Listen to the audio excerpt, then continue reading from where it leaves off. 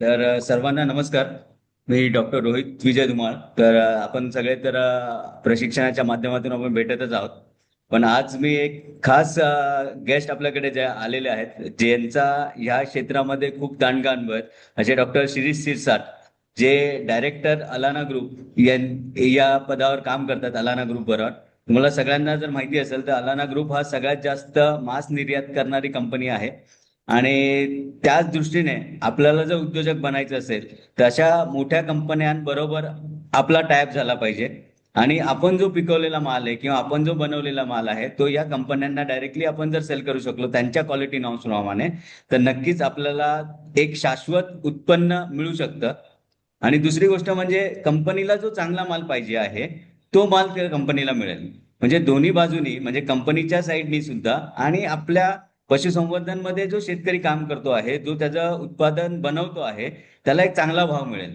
तर त्यामुळे मला असं वाटत होतं की असे जे कंपनीचे जे लोक आहेत की जे चांगलं काम करत आहेत, त्यांना त्यांचं जर इंटरॅक्शन डायरेक्ट शेतकऱ्यांशी झालं तर नक्कीच आपल्याला यातनं काहीतरी फायदा होईल. आणि कंपनीला म्हणजे जगाच्या मार्केटमध्ये कुठल्या टाईपचा माल पाहिजे हे जर आपल्या शेतकऱ्याला कळलं तर नक्कीच आपला शेतकरी इतका हुशार आहे आणि इतकं चांगलं काम करू शकतो की तो हा माल, जागतिक दर्जाचा माल हा आपण बनवू शकतो.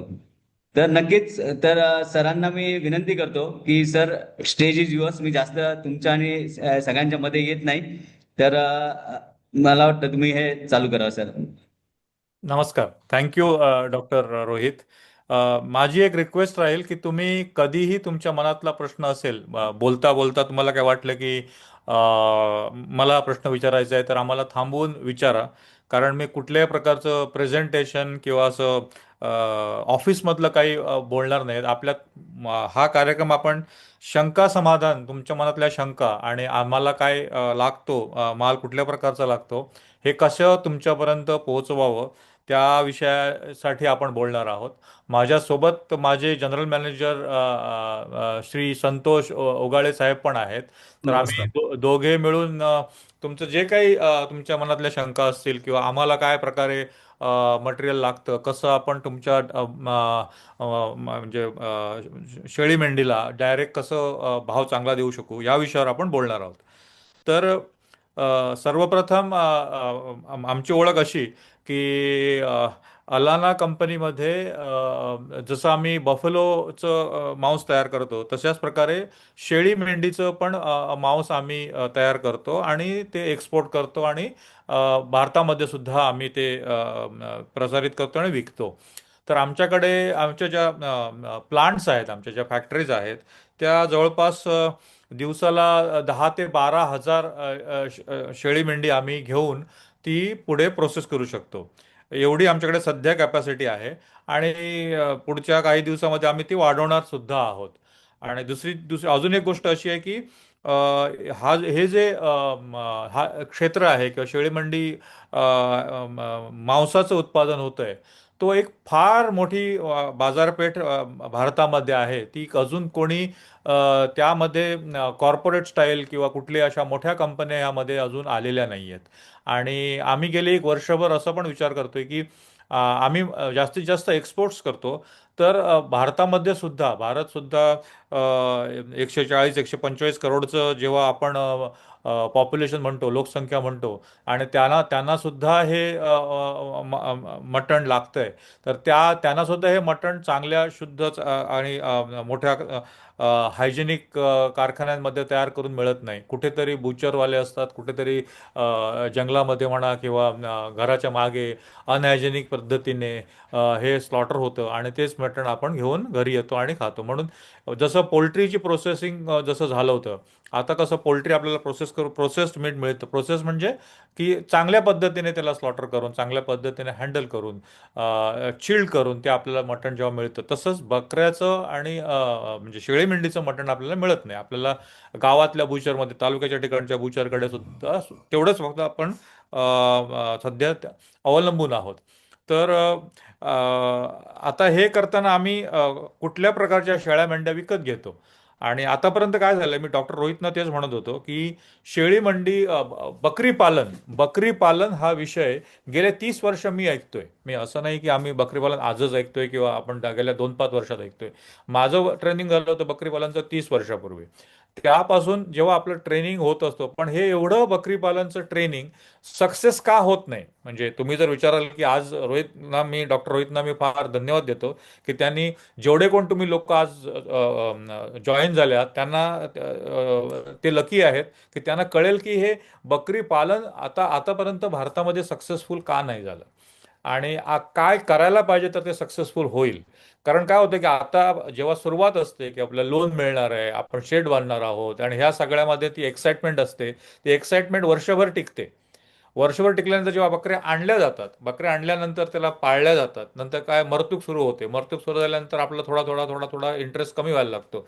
आणि जेव्हा जे करून झालं सगळंच झालं आणि बकरी जेव्हा तयार झाली, तर पुढे काय करू, कोणाला विकू, कसं विकू, आणि त्याचं पुढे होणार काय, मला पैसे किती मिळणार, ह्याचं काहीच नियोजन नसतं.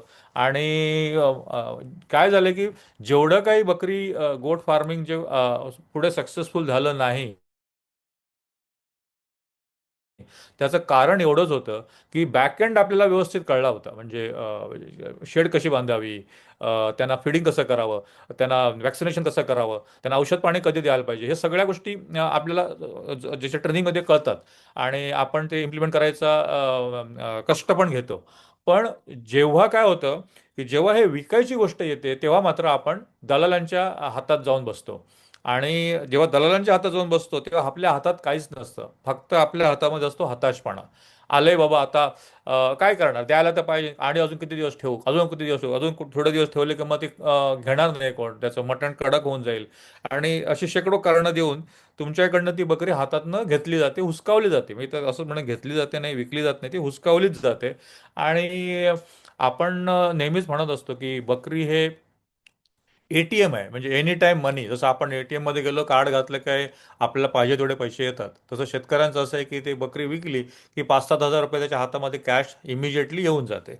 तर हा सगळा जो प्रकार आहे, तर तो प्रकार कसा टाळता येईल, आणि तुम्ही डायरेक्टली, आम्ही किंवा आमच्यासारखे प्रोसेसर्स, असं म्हणत नाही की फक्त माझ्याशीच राहा, जे मीट प्रोसेसर्स आहेत, आणि आम्ही त्याच्यातले सगळ्यात मोठे भारतातले मीट प्रोसेसर आहोत, तर त्यांच्याशी तुम्ही कनेक्ट का व्हावं, कसं व्हावं, आणि काय करता येईल आपल्याला, आणि आपलं काय चुकतंय ह्या मार्केटिंगच्या पद्धतीमध्ये, किंवा कसं ते अजून इम्प्रूव्ह करता येईल, याविषयी आपण आपल्या सर्वांशी बोलणार आहोत. तर माझ्या मते रोहित, आपण कॉन्टेक्स्ट आपल्या पार्टिसिपंटना सांगितलेलं आहे. Yes is yes there? Yes sir. हो हो. Sir okay. मेजर त्यांचा हाच आहे, जसं तुम्ही जे सगळे कॉन्टॅक्ट म्हटलात ते सगळे कॉन्टॅक्ट मध्ये त्यांना हेच आहे की तुम्हाला का द्यावं आणि बाजारात का विकू नये. तर तुम्ही ते सांगितलं बाजारात का विकू नये म्हणून, पण तुमच्याबरोबर करताना काय कसं करावं या ओके. पद्धतीचं जर असेल तर. ओके. ओके. तर आता आपण थोडक्यात सुरू करूया की शेळी आणि मेंढी विकत कशी घेतली जाते. म्हणजे तुमच्याकडनं, मी मी असं म्हणत नाही की प्रत्येकाकडनं असंच होतं, पण जनरल मार्केट जे आहे, जनरली मार्केटिंग कसं होतं शेळ्या मेंढ्यांचं, तर होतं काय की एखाद्या शेतकऱ्याकडे एक फ्लॉक असतो. एक फ्लॉकचा म्हणजे लहान असतात, मोठ्या असतात, मिडियम असतात, आई वडील पण असतात, त्यांचे त्यांची मुलं पण असतात. त्याला म्हणतो आपण कळप. आणि तो कळप, तो जनरली दोन प्रकारे विकले जातात शेळ्या मेंढ्या. एक तर कळपच्या कळप विकला जातो. हा कळप आहे, हा मला तुम्ही 1 लाख रुपयाला द्या किंवा 80 हजाराला मला कळप घेऊन जा. तो एक प्रकार झाला. किंवा मला आता गरज आहे, ही ही शेळी मेंढी तू घेऊन जा आणि मला जे काय पैसे द्यायचे आहेत ते दे. आता ह्या प्रकारामध्ये काय होतं की जर आपण कळपाचं बघू, कळपाचं काय होतं की कळपामध्ये एजेड ॲनिमल, म्हणजे 4 वर्ष 5 वर्षवाले पण ॲनिमल असतात, ज्याचे दात पडलेत किंवा बोनी आहे मटेरियलला, त्याच्यातनं मांस काय विशेष मिळणार नाही, ते पण असतात. त्याच्यानंतर त्याचे म्हणजे आम्ही म्हणतो त्याला पॅरेंट्स, म्हणजे आई वडील त्यांचे असतात मुलांचे. तर ते पण असे थोडेसे 2 वर्ष 3 वर्ष झालेले असतात. आणि जी मुलं असतात, म्हणजे ती किड्स असतात ना, ती इतकी छोटी असतात की त्याच्यातनं येणारं मीठ हे 2 किलो 3 किलो 4 किलोच मिळू शकतं. अशा प्रकारचे कळप असतो. आता हा कळप ना ना तुमच्या कामाचा ना आमच्या कामाचा. म्हणजे ते म्हाताऱ्या शेळी मेंढीचं मटण हे कडक लागणार. मधल्या लोकांचं मधल्या ज्या असतील त्याचं कार्कस वजन 14-15 किलो येऊन जाईल, ते पण आपल्याला चालणार नाही. आणि छोटे बच्चांना कापून तर अजूनही फायदा नाही. तर ओव्हरऑल हा जो कळप जेव्हा विकला जातो ना, तो अगदीच म्हणजे अगदीच कमी भावाने समोरचा माणूस घेतो. त्यामुळे ना कोणाचाच फायदा होत नाही. तर जसं रोहित साहेब मला म्हणाले की बाबा तुम्हाला कुठल्या प्रकारच्या शेळ्या मेंढ्या लागतात, म्हणजे काय साईज पाहिजे, काय स्पेसिफिकेशन्स पाहिजेत. तर थोडक्यात तुम्हाला सांगतो की आयडियल, द मोस्ट आयडियल म्हणतात आपण, जे आखाती देशामध्ये किंवा Dubai, Oman, Kuwait, Saudi Arabia, ह्या सगळ्या देशामध्ये जे आपलं मीठ एक्सपोर्ट होतं इंडियामधनं, त्यांना जे लागणारे साईज आहे, साईज मटणाची साईज, त्या 8 किलो प्लस मायनस 2ची चालते. म्हणजे 8 किलो प्लस मायनस 2 म्हणजे 6 ते 9-10 किलोपर्यंतचं कार्कस असेल. 6 किलो मिनिमम आणि मॅक्सिमम 9-9.5 किलोचं कार्कस ते घेऊ शकतात. आता कार्कस म्हणजे काय?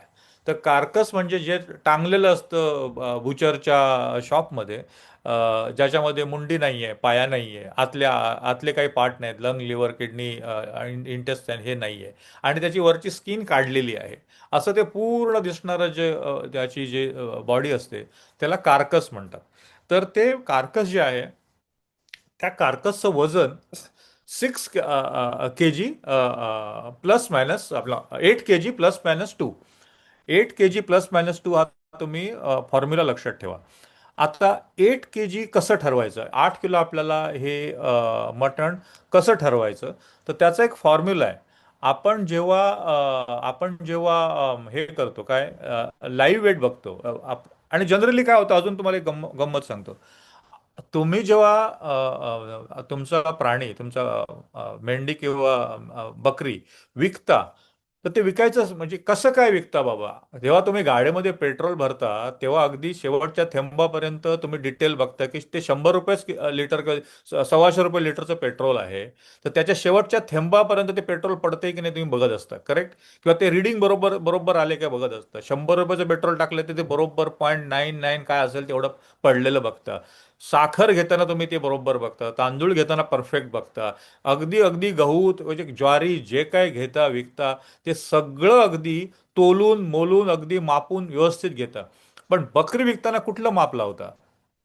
कोण सांगू शकेल मला मला की बकरी मी जेव्हा विकली तेव्हा हे माप मी लावलं आणि मी माझी बकरी विकली किंवा मी माझी मेंढी विकली? कोण सांगू शकेल का ह्या ग्रुपमध्ये की तुम्ही हा कसं सर. विकता बाबा? काय हा सर. विकायचं विकायचं काय, कसं काय विकता? हा, मी सुधाकर उलेकर आहे.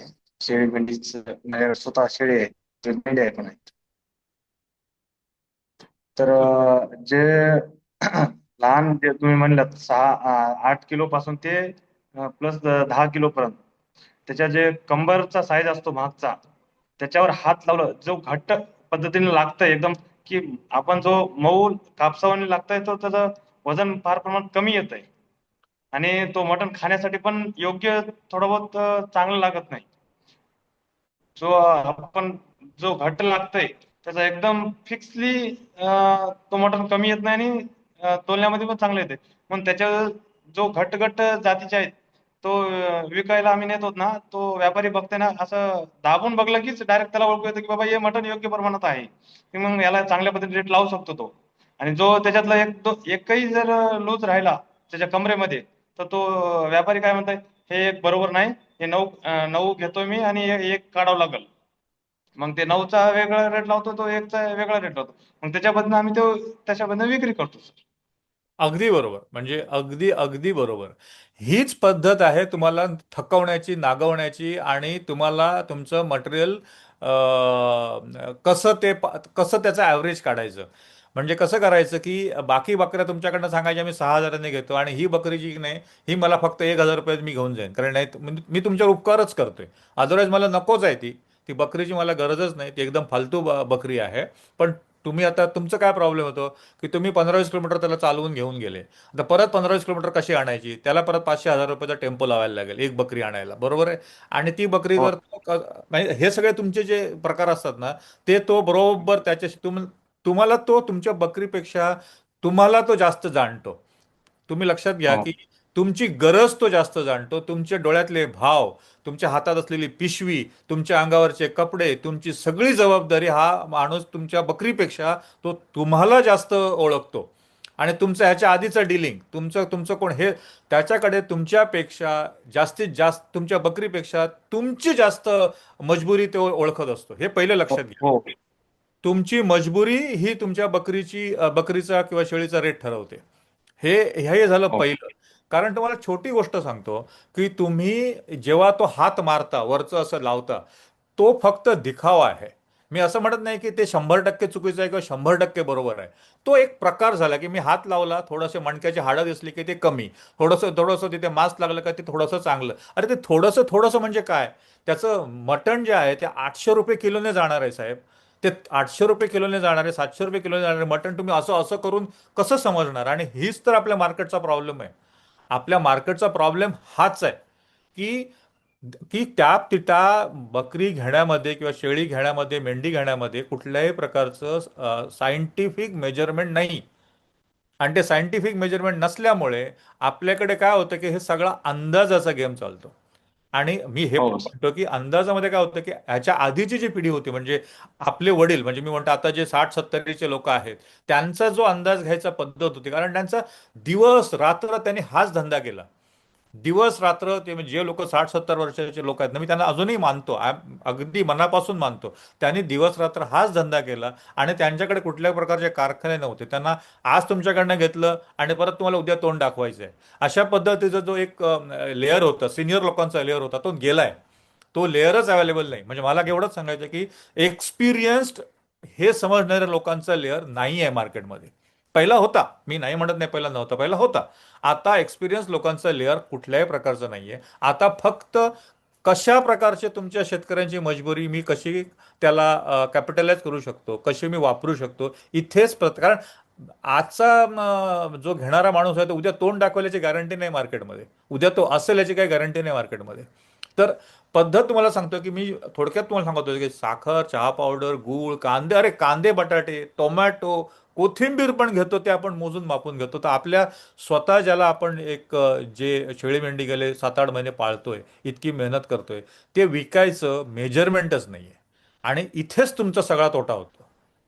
ते मेजरमेंट तुम्हाला जनरली मी सांगून ठेवतो. आज आपण आपण बोलूया, की मी असं म्हणत नाही की तुम्ही आज ऐका आणि उद्याच्या उद्या इम्प्लिमेंट करा, पण तुम्हाला कळलं तर पाहिजे. म्हणजे रोहित साहेबांचं मी एवढंच परत परत त्यांना सांगेन, की त्यांचं आमचं बोलणं होत असं, की बाबा कसं केलं पाहिजे, काय होतं. तर आमचं बोलणं आज त्यांनी म्हटलं, की डॉक्टर तुम्ही उद्या येऊन सांगा. आज फक्त मी तुमच्या डोक्यात घुसवतोय, की होतं काय आणि कसं होतं. होतं असं, की एक असं लाईव्ह वेट म्हणजे जी जिवंत बकरी किंवा जिवंत मेंढी आहे, त्या लाईव्ह वेट नंतर इंटरेस्टेड आम्हाला काय असतं, आम्हाला बाकी बाकी इंटरेस्टेड पार्ट नाही आहेत, आम्हाला इंटरेस्टेड मटण आहे. म्हणजे जे काय मिळणार आहे त्याच्यातनं ते अंदाजे 45% मिळतं. कळलं का? की जितकं तुमचं 100 किलोचं जर अॅनिमल असेल तर 45 किलोचं बोन इन कार्कस मिळतं. हे विषय कळतोय तुम्हाला? हो तुम्हाला कळतंय मी काय म्हणतोय ते? हो काय सर कळलं? कळतं. 45% मिळतं म्हणजे नक्की काय होतं? सर ते जे मुंडी आणि जे चार पायाचे जे खालच्या बाजूचे चार पाय असतात आणि जे आंतडे जे वेस्टेज काढून टाकतात त्याच्यापैकी उर्वरित जे फर्रे आणि छाती आणि फक्त लागणारं करक जे तुम्हाला मटण आहे त्याच 45% तुम्ही ठरवतात असं मला वाटतं. बरोबर आहे. म्हणजे मी ठरवत नाही, म्हणजे तसं येतं ते. म्हणजे तुम्ही जर एखादा हो जसं ओके आपण म्हणतो, सॉरी. कोंबडी कापली, 1.5 किलोची कोंबडी लाईव्ह वेटचं घेतलं, तर मला एक बाबा किती 70% 72% मला त्याचं मटण मिळतं. म्हणजे कोंबडी जेव्हा असते ना, कोंबडी जेव्हा तुम्ही हो कापता, कोंबडीचे पिसं म्हणा, मुंडी म्हणा, पाया किंवा आतला आतडे काढून टाकले ना, एक 70% तुम्हाला 70-72% कोंबडीचं मटण मिळतं. तसं बकऱ्याचं हो किंवा ह्याचं मेंढीचं थोडं थोडं कमी मिळतं, कारण त्या स्किनवर थोडंसं ऊल ऊल असते ना, तर त्याचा हो थोडं यील्ड हो कमी येते. बकऱ्याचं जनरली 45% असं म्हणतात ना. बरं. थंब रूल काय बाबा, थंब रूल काय? तर थंब रूल असतो 45% प्लस मला 2-4% होऊ शकतं. जर तो हम्म. नर असेल तर अजून चांगलं 50% पर्यंत जाऊ शकतं. मादी असेल, थोडीशी खुडूक असेल तर 42% येऊ शकतं. पण एक रूल ऑफ थंब इज 45%. म्हणजे मला सांगा, तुमच्याकडे 20 किलोची जर बकरी असेल, 20 किलोचं तुमचं जनावर असेल, तर त्याचं मटण किती येईल? कोण सांगू शकेल? 20 किलोची ऍक्च्युली असेल. 20 किलोची मटण राहिलं तर कमीत कमी सर अंदाजानुसार तरी 15 किलो तर 100% सर. नाही, मी काय म्हटलं तुम्हाला, हो 45% जर तुमचं मटण मिळत असेल, 10 किलोची असेल, समजा 10 किलो लाईव्ह वेट आहे, आम्ही वजन केलं, समजा त्याला तराजूत घातलं आणि 10 किलो त्या आपल्या बकरीचं वजन आहे, तर त्याचं मटण किती निघेल? 4.5 किलो. अगदी बरोबर. 4.5. अगदी बरोबर. टाळ्या वाजवा यांच्यासाठी टाळ्या वाजवा, यांनी खूपच चांगलं उत्तर दिलेलं आहे. 4.5 किलो तुम्हाला साधारण मिळेल. आणि जर तुम्ही 20 किलोची असेल तर किती मिळेल? 20 9 किलो. किलोची. अगदी बरोबर. हम्म. 20 किलो असेल तर 9 किलो. आता हा जो तुम्ही आज जर तुम्ही 15 ऑगस्टच्या दिवशी एवढं जरी शिकून गेले ना, तरी तरी हो, चालू झाले. तरी मी म्हणतो रोहित, तुम्ही जे अरेंज केलंय हा आजचा सेमिनार, हा सक्सेसफुल झाला असं मी म्हणेन. की आजच्या तुमच्या लोकांना लाईव्ह वेट टू कार्कस वेटचं कन्व्हर्जन किती होतं हे जरी कळालं, तरी आजचं हे वेबिनार तुम्ही अरेंज केलं ते सक्सेसफुल झालं असं मी म्हणतो. कारण की हेच तुम्हाला माहिती नाहीये, आणि हे माहिती करणं फार फार फार गरजेचं आहे. आता हे तुम्ही कसं वापरायचं हे पण तुम्हाला मी सांगतो, आणि काय काय होतं तुमच्याकडनं ते पण तुम्हाला सांगतो. की 45% जेव्हा तुम्हाला मिळतं, त्याच्याच बरोबर म्हणजे 20 किलोच्या बकरीपासून तुम्हाला एक मिळालं की मटण किती मिळालं की 45% तुम्हाला 4.5 किलो मटण मिळालं. मार्केटमध्ये आम्ही तुम्हाला म्हटलं की मार्केटमध्ये जी डिमांड आहे ती 8 kg ±2. बरोबर आहे? हो 8 kg ±2 म्हणजे किती? 6-7 किलो पासून एक 9-10 किलो पर्यंत 9. मार्केटला मटण पाहिजे. आता तुम्ही काय करायचं, तर तेवढं जर मला करायचं असेल तर एक गोष्ट सांगतो की जर एखादी गोष्ट तुमच्याकडे तुम्ही कुठली शेतीचं उत्पादन घेत आहे, तर ते उत्पादन तुम्ही 6 किलोचं प्रॉडक्ट विकलं, तर तुम्हाला किती पैसे येतील? समजा 6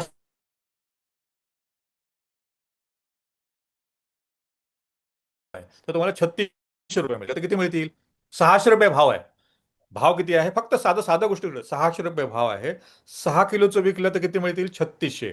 8 किलोचं विकलं तर किती मिळतील? 42. बरोबर आहे. 9 किलोचं विकलं तर किती मिळतील? 48. नाही, 9 किलो. 600 रुपयाचा भाव आहे. 49. 42. नाही नाही, 954 ना. 54. Sorry sir. बरोबर 54. आहे. 5400 मिळतील. 6 किलोला किती मिळत होते? 6 किलो साईज 36. 36. तर 36. 3600 आणि 5400 मध्ये किती रुपयाचा फरक आहे? जवळपास आ, 1800. 18. हं. 1800 रुपये. 1800. 1800. बरोबर आहे. तर तुम्ही नक्की काय करायला पाहिजे मला सांगा. तुम्ही जर शेतकरी आहात, तुम्ही गोट फार्मर आहात, तुम्ही नवीन काहीतरी शिकताय, तर तुम्ही नक्की करायला काय पाहिजे? धंद्यामध्ये प्रॉफिट कधी मिळेल? 6 किलोचं विकून मिळेल का 8 किलोचं विकून मिळेल की 9 किलोचं विकून मिळेल? मिनिमम साठी बघलं तर सर 8 किलोचं विकून मिळेल. नाही नाही जास्तीत नाही, जास्त बघलं तर 9. 9 किलोचं तुम्ही तो, आणि तो 9 किलोचा कार्कस मी घेऊ शकतोय. म्हणजे आम्ही जे प्रोसेस करणारे लोक आहोत, आम्ही तुमच्याकडनं 9 किलोचं कार्कस सुद्धा घेऊ शकतो. तर तुम्ही करायला काय पाहिजे? 9 किलो करायला पाहिजे ना, की तुम्ही बच्चे विकायला पाहिजे? 9 किलो करायला पाहिजे. 9 किलो. मी तुम्हाला परत परत अजून दुसरा पॉईंट, पहिला पॉईंट तुम्हाला म्हटलं, तुम्हाला इल्ड कळली, एक सक्सेस झालं. दुसरी गोष्ट, छोटे छोटे तुमचे पशु विकणं हा अक्षरशः गुन्हा तर आहेच, म्हणजे मी म्हणतो तो गुन्हाच आहे. 4-5 किलोच्या मटणाच्या आपले पशु विकणं हे तर गुन्हाच आहे. कमर्शियल गुन्हा आहे तो. म्हणजे व्यावसायिकरित्या केलेला तो अपराध आहे. कळतंय तुम्हाला मी का म्हणतोय हे? कारण तुम्हा लोकांना, हो. तुमच्याकडनं जो मिडलमॅन किंवा व्यापारी खरेदी करतोय, तो अगदी 500-1000 रुपयाला ते खरेदी करतोय, आणि त्याचे तो 3500-4000 रुपये करतोय. आणि तुम्हाला वाटतं अरे जाऊ दे, काय ते जाते छोटं, ते निघून जाऊ. अरे जातंय म्हणजे काय? 2-2500 रुपये तुम्हाला त्याचे एक्स्ट्रा मिळतील, तुम्ही महिना दीड महिना त्याला सांभाळलं तर. काय तुम्हाला करायचं काय? ते तुमच्या गोठ्यातच ठेवायचं आहे ना. तुम्हाला 1800 रुपये जेव्हा एक्स्ट्रा मिळतात, तेव्हा त्याच्या इनपुट कॉस्ट 500 रुपयाच्या वर नाही आहे ना. तुम्हाला प्रत्येक गोष्टीला एक इनपुट कॉस्ट आणि आउटपुट पैसे मिळतात. बरोबर आहे की नाही? हम्म. खर्च किती केला, दुधासाठी खर्च किती केला आणि दुधाचे पैसे किती मिळाले हे जेव्हा तुम्ही बघता, तेव्हा तुम्हाला कळतं की माझ्याकडनं 1800 रुपये जेव्हा मला एक्स्ट्रा मिळतील, तर ते मला इनपुट कट 500-600 रुपयाच्या वर होतच नाहीये. तर नेट प्रॉफिट माझा 1000-1200 रुपये होणार आहे. तर आपण ही चूक करायला पाहिजे का छोटे छोटे प्राणी देऊन? नाही करायची. कळते तुम्हाला? हा हा एक प्रकार कळला का काय विकायला पाहिजे ते मंडळी? नाही कळलंय का? नाहीतर मग आपण परत सांगू त्यांना, काय अडचण नाही. तुम्हाला कळते का कळा. कुठल्या कुठल्या वयामानाचे प्राणी विकले पाहिजेत ह्याबद्दल मी बोलतोय. हे तुम्हाला कळते मी का सांगतोय आणि कसं सांगतोय ते? की पद्धत माझी चुकते सांगायची? सांगा मला. बरोबर हा आहे सर. योग्यच पद्धत. बोला बोला बोला बोला. एकटेच फक्त सुधाकर बोलतायत, बाकी लोकांनी पण बोला. मुद्दाम मी मराठीत बोलतोय, आपण हिंदी इंग्लिश बोलत नाही आज. बोला बोला. हा सर, एक्झॅक्टली म्हणजे मुद्दा काय सांगता सर तुम्ही? समजून घ्या, ते 11-12 किलोचे राहिलं तर 10 किलोला चांगल्या पद्धतीने योग्य पैसे येतात आमच्याकडे. कटलं तर बी चांगल्या पद्धतीने नफा कंपनीशी डायरेक्टली तुम्ही इथे ऐकलं तर तुम्हाला कमी किमतीत त्यांनी घेऊन चालत म्हणून तुम्ही समजून सांगत आहे. नाही, कोणालाही माझं म्हणणं काय माहिती, एक तर मी असं म्हणत नाही की कंपनी कंपनी कंपनी. मी काय म्हणतो, जे योग्य आहे ते करा पहिलं. म्हणजे ते मला विका, कोणाला विका, कुठल्याही पहिला. मी असं अजिबात कंपनीचं मार्केटिंग करायला बसलेलो नाहीये. कंपनी हम्म. तुम्हाला कोण मिळत नसेल तर आम्ही आहोत, असं म्हणत नाही की मी फक्त कंपनीचं मार्केटिंग करायला बसलोय. आम्ही काय योग्य आहे ते तुम्हाला सांगतो. ते योग्य काय आहे ते तुम्हाला कळालं की तुम्ही तुम्ही तुम्ही जेव्हा तुमची उत्पादन क्षमता वाढेल, तुमच्याकडे दोन पैसे जेव्हा येतील, तुमच्याकडनं 10च्या 20, 20च्या 100 बकऱ्या होतील, तरच देशाचा विकास होणार आहे ना. असं कसं होईल की आम्ही फक्त मोठे व्हाल, तुम्ही मोठे नाही तर कसं कसा फायदा होणार कोणाला? मी तुम्हाला आज हे सांगायला बसलोय की काय योग्य आहे, काय करायला पाहिजे, काय नाही करायला पाहिजे, हे सांगतोय. तर दोन गोष्टी सांगितल्या: 45% कारकसं वजन आणि लहान शेळ्या मेंढ्या विकू नका. लहान विकल्यामुळे त्याच्याकडून आपल्याला 2 महिन्यात जर जास्त पैसे मिळत असतील तर तो योग्य निर्णय आहे. करेक्ट? बरोबर सर. अगदी व्यवस्थित कळालं. आता तुम्हाला एक हो. गंमत सांगतो. आता तुम्हाला रोहित डॉक्टरने सांगितलं असणार, पण अजून एक इंटरेस्टिंग सांगतो. की समजा मी आज आज 15 ऑगस्टच्या दिवशी तुम्हाला, किंवा तुम्ही मला 25,000 रुपये दिले. आज तुमच्याकडनं मी पैसे मागितले की सुधाकर साहेब मला 25,000 रुपये द्या, आज द्या फक्त. उद्या तुम्हाला मी 35,000 रुपये देतो. उद्या उद्या, परवा नाही. हो. तर तुम्ही काय म्हणाल? आणि गॅरंटेड लिहून, अगदी ॲग्रीमेंट करून, स्टॅम्प पेपरवर लिहून, तुम्ही मला आज फक्त 25,000 रुपये द्यायचे, उद्या मी तुम्हाला 35,000 रिटर्न करतो. हा कसा वाटतो धंदा? तर एक्झॅक्टली ऍक्च्युअली विश्वास बसत नाही की एक्झॅक्टली 25ला डायरेक्ट 35 देत आहे म्हणजे. उद्या, आज, हो, परवा 24 नाही. तासात एवढा मोठा स्कीम कुठं भेटत नाही. 24 आणि गॅरंटेड तासात आणि आणि लिखित कर, म्हणजे हा असं डायरेक्ट. ॲग्रीमेंट, हो. 1000 रुपयाचा मीटिंग बॉन्ड चालू. पेपर रजिस्टर करून जर तुम्हाला मी सांगितलं, तर तुम्हाला कसं वाटतं? हे खोटं वाटतं, खरं वाटतं, पॉसिबल आहे की हे चिटिंग आहे, की हे भामटे लोक बोलत आहेत असं वाटतं? बॉन्ड बॉन्ड वगैरे लिहून दिलं तर खरंच वाटणार ना सर? नाही नाही, पण कसं वाटतं आता? का सध्याचा जमाना असा आहे की फसवणारे लोक आहे त्याच्यामध्ये. हा दुनियाच फसवणाऱ्यांची आहे. हा बरोबर नाही आहे? हो, दुनिया एक्झॅक्टली दुनिया तर तो गोष्ट योग्यच नाही किती पण. कारण का म्हणजे योग्यच नसते, कारण का एक्झॅक्टली कुठं डायरेक्टली मोटर होत नसते ना कसं होईल? कोणी काय पण. होऊच शकत नाही. आणि जर मी आणि हा, डॉक्टर हा. रोहितनी तुम्हाला सांगितलं की हे आम्ही तुम्हाला, हे डॉक्टर रोहित जे तुम्हाला सांगतायत ना, ते त्यांचे, आणि आम्ही हेच सांगतोय तुम्हाला की आज जर तुम्ही 25,000 रुपये खर्च केले, तर ह्या बकरी पालनामध्ये उद्या 35 मिळू शकतात. कल्पना आहे का तुम्हाला या गोष्टीची? उद्याच्या डेटला डायरेक्टली मिळू नाही रे, शकत नाही असं उद्या. काही तेवढं कल्पना नाही सर. हा, तेच आता तुम्हाला आम्ही ते सांगतो.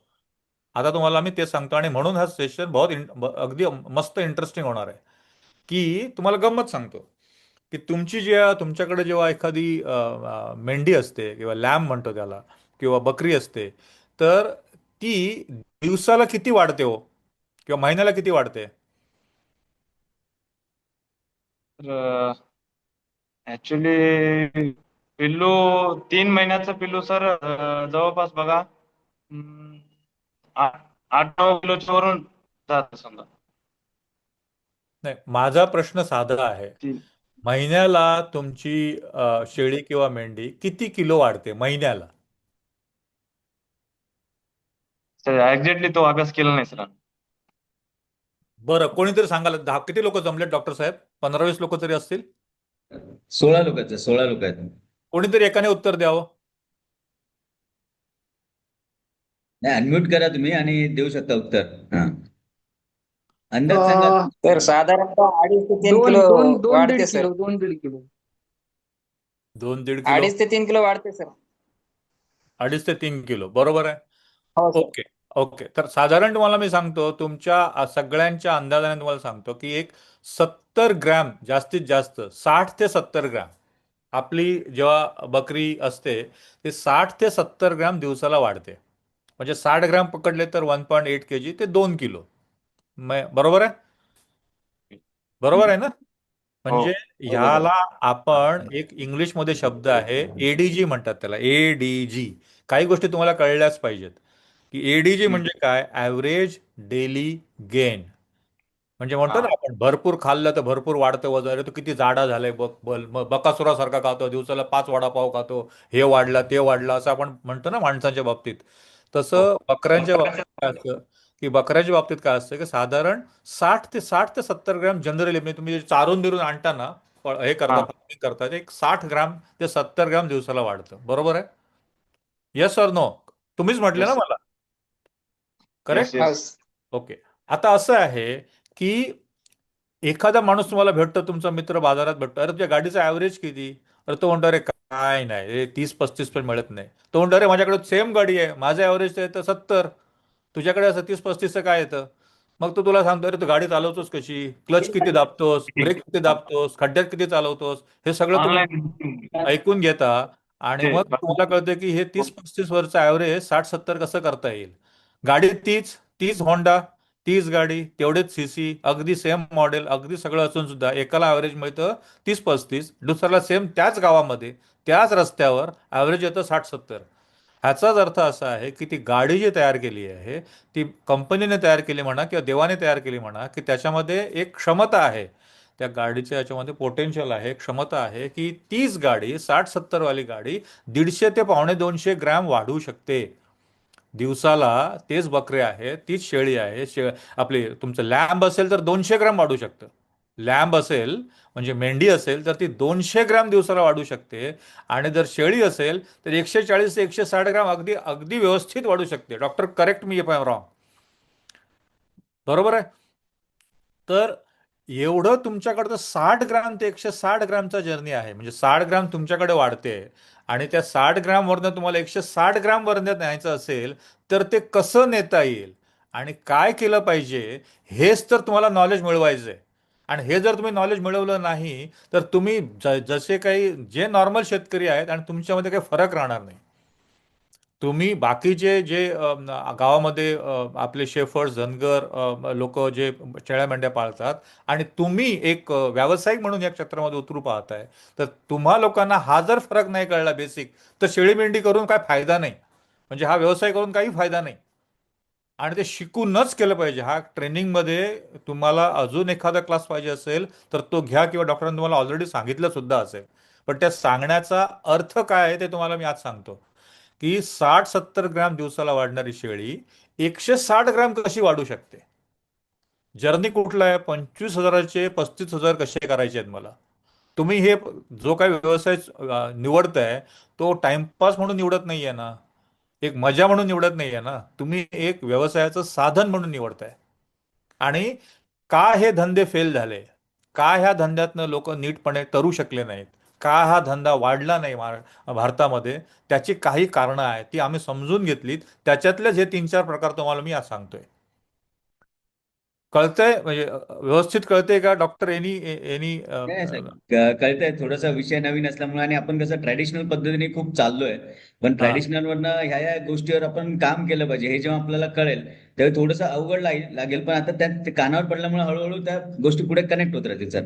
हा, निदान तुमच्याकडे ते तुमच्याकडे हा प्रश्न घेऊन तर येतील. आज मी येस. बोलतोय हा. उद्या सकाळी तुम्हाला ते प्रश्न घेऊन आले तुम्ही ते सॉल्व्ह करू शकता. हो तुम्ही हो. डॉक्टर तुम्ही इंजेक्शन देऊन ते बरोबर सॉल्व्ह करू शकाल. हा फक्त हा माहिती पाहिजे की मला दिसत नाही नीट, हे चष्मा हा. लावल्याशिवाय कळणार नाही ना.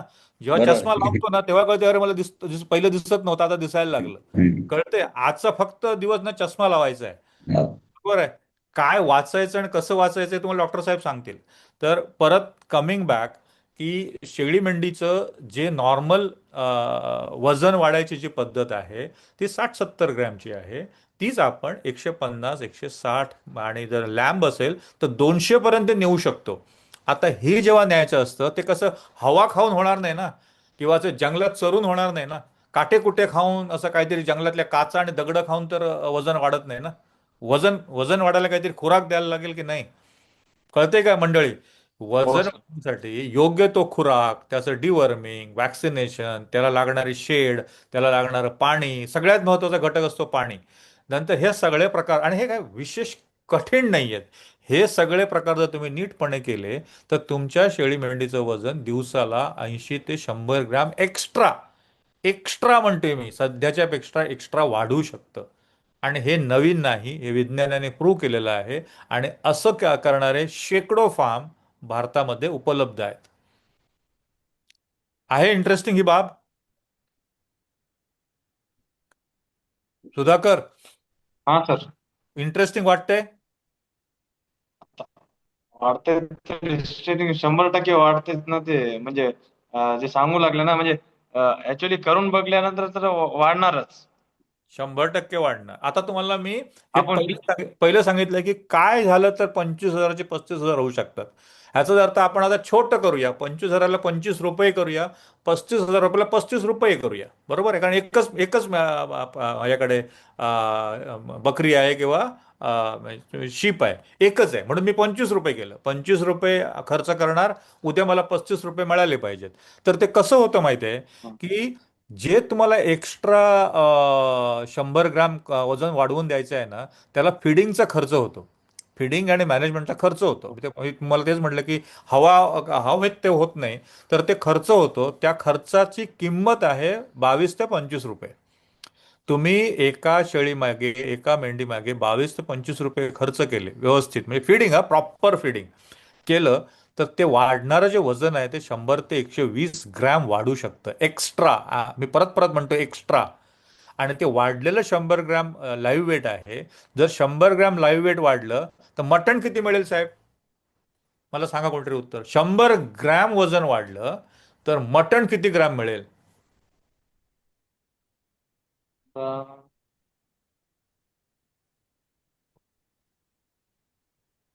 45% ना साहेब, 45 45%. 45 ग्राम. एक्सलंट, एक्सलंट, टाळ्या तुमच्यासाठी. मोटरोला G67 पॉवर पाहिजे. तुम्ही बरोबर उत्तर दिलेलं आहे की 100 ग्रॅम जर माझं लाईव्ह वेट वाढलं तर 45 ग्रॅमचं मटण मला मिळणार. 800 रुपयाचा जर भाव असेल, 800 रुपयाचा भाव असेल तर 8 चोका 32, 8 पंच 40, 34 रुपयाचं मटण मिळणार. होय किंवा हा नाही? सर. मिळणार की नाही? हा. मिळाल मिळाल 34 रुपयाचं मटण मिळणार का नाही? मिळाल. हा मॅडम. खर्च किती केला? 22 ते 25 रुपये. 22. मिळाले किती रुपयाचं मटण? 34, 34. 35. करेक्ट. एक शेळी होती हा. माझ्याकडे. हो. माझ्याकडे 1,000 असतील तर काय होणार?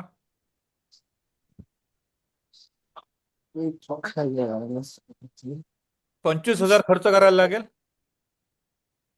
35,000 एक मिळाल. एक 1,000 माझ्याकडे शेळ्या असतील तर 25,000 रुपये खर्च करायला लागतील. आणि किती रुपये मिळतील? 34,000. तुम्हाला हे 15 मिनिटापूर्वी खोटं वाटत होतं ना? हम्म. हो.